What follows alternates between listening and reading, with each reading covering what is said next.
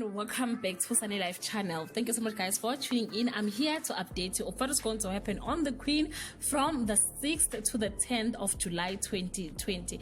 Guys, if you want the full episode, I will leave the link on the comment section. On Monday, the Khoza find themselves surrounded and on the verge of losing their freedom.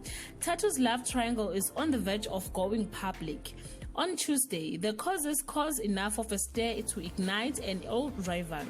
Tatu's relationship problems threaten to land him in hot waters with his family. On Wednesday, Kagiso's running out of time as the investigation into the shootout rev up. Midrand flips on Tatu. On Thursday, Kagiso's protectors start to turn on him as the cops make them an offer they can't refuse. Tatu need to make a decision, mother or a daughter.